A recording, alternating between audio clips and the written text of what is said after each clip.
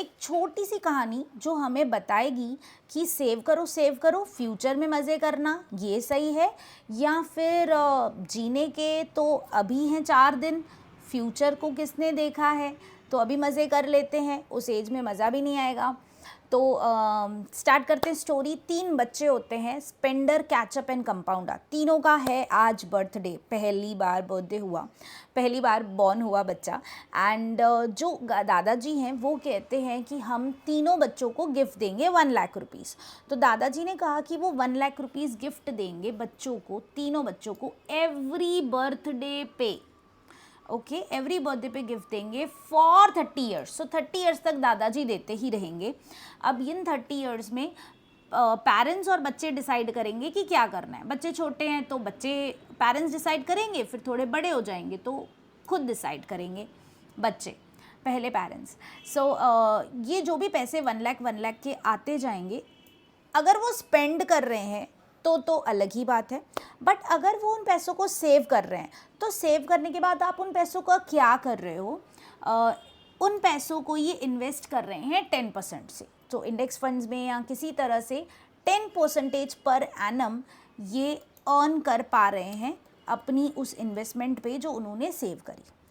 Compounding भी होती जा रही है। कंपाउंडिंग यानी कि आप इंटरेस्ट तो कमा ही रहे हो अपनी प्रिंसिपल इन्वेस्टमेंट पे, प्लस जो इंटरेस्ट आ रहा है प्रिंसिपल पे, उस इंटरेस्ट पे भी आप इंटरेस्ट कमा रहे हो।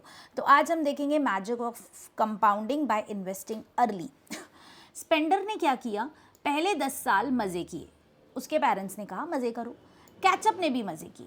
कंपाउंडर के पेरेंट्स बड़े कंजर्वेटिव थे, उन्होंने कहा नहीं पैसे सेव करने हैं, तो कंपाउंडर ने सेव किए।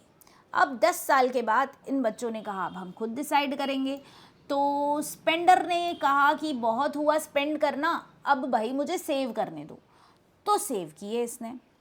कैचअप ने सेव करना शुरू करा और आखिरी तक सेव करते रहे।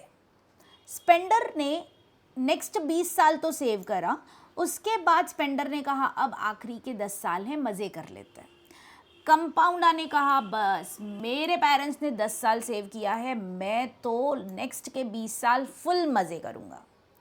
ऑल राइट, तो can you guess the amount. 30th birthday पे जब तीनों बच्चे मिलेंगे तो उनके पास कितना पैसा अक्यूमुलेट हुआ होगा, जमा हुआ होगा इंटरेस्ट के साथ, अज्यूमिंग उन्होंने 10% पे इन्वेस्ट करा हुआ है। गेस करो, अज्यूम, गेस।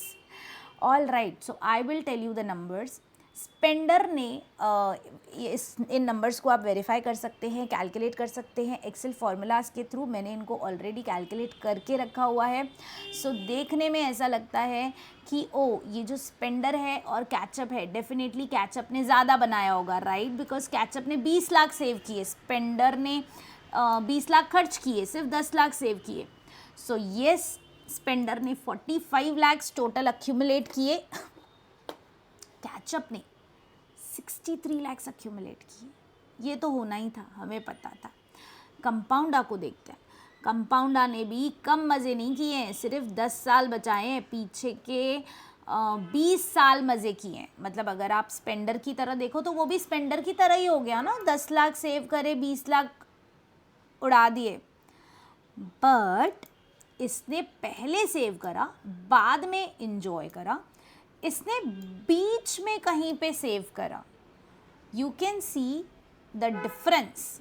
इसने 45, कंपाउंडर ने उतना ही अमाउंट, उतना ही टाइम, सिर्फ 10 साल इंजॉय करने के बाद, 10 साल सेव करने के बाद और 20 साल इंजॉय करने के बाद भी 117 लाख कमाया, 117 लाख बनाया स्पेंडर और कैचअप से ज़्यादा।